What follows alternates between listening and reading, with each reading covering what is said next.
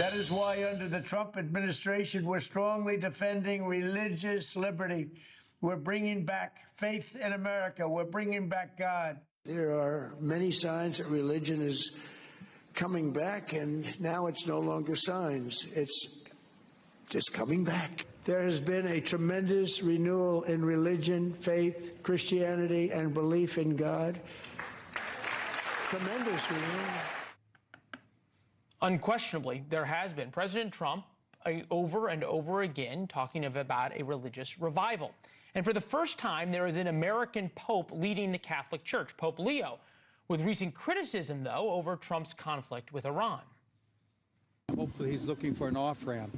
Hopefully he's looking for a way to decrease the amount of violence, of bombing, which would be a significant contribution to removing the hatred that's being created and that's increasing constantly in the Middle East and elsewhere. So I would certainly continue to give this call to all leaders of the world to say, come back to the table to dialogue. And it's not the only thing that Pope Leo has been critical of the administration on. Guess what? Few American Catholics actually care what the Pope has to say. With us now, Monsignor James Lisante, host of Personally Speaking, pastor of Our Lady of the Lords. Don't worry, Monsignor, I will not ask you to speak ill of the Pope here, but there does seem to be, especially on Easter weekend, it does seem to be, I don't want to call it a schism, but a big gulf between a increasingly liberal Catholic Church at the Vatican and an increasingly conservative view by American Catholics. How do we explain that? Leland, always keep in mind that this Catholic Church and this Pope and every Pope are supposed to be reflecting the teachings of Jesus Christ. And if you're arguing for peace, you're very much in step with Jesus.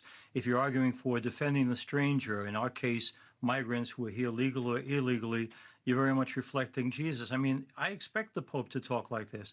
He's not a political animal. He's not aligned with any particular country or ideology. Like John Paul and like Benedict, they're supposed to be always talking about what would Jesus do.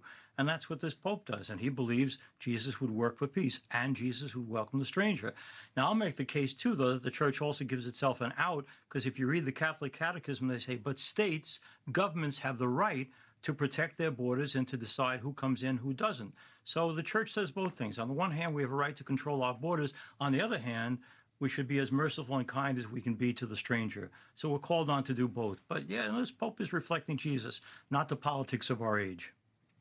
Well, it sounds a little bit like weathermen and economists on one hand, and on the other hand, there is this sort of amazing thing that has happened, though, which is, especially among America's youth, there is this sudden interest in the Catholic Church. Washington Post had a big article about it, about especially why young men are coming towards Catholicism. One of the things they said, they were looking for girlfriends as well. Our Lady of Lords, I have to tell you, the masses are filled with many more young people than ever before. And I think it's because, and this is not unusual, that you come to a point where you realize that maybe all the things the world sells you as giving your life meaning aren't giving your life meaning, whether it's money or power or position or looks, that there has to be something deeper. So if young people are saying, I want to go deeper, I want to understand what the meaning and purpose of life is, all faith, but especially in our own Catholic Church, we're pointing toward meaning being found in service to others and coming to know your God better. And really, that's what this whole Easter season is about, getting to know Jesus and specifically his offer of himself on the cross. And its resurrection is really, in my mind, a story of someone's love being so unconditional that they're willing to die for us. And Leland, you and I have talked about Born Lucky, that amazing book that you wrote.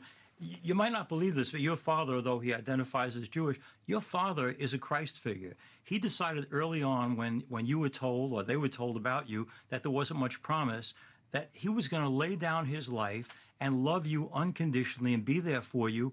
And he took someone who the world would have seen as limited, and now he has created in you, with the help of God, an amazing person who has prospered. That's what Jesus does. He dies, he rises, he destroys death, he promises eternal life. And I think, too, those young people you're talking about are also saying, I hope that this life isn't all there is. The whole purpose of Easter and resurrection is to say, it's not. This life of ours is a small part of eternal life. And there's a lot of people out there like me who do believe that.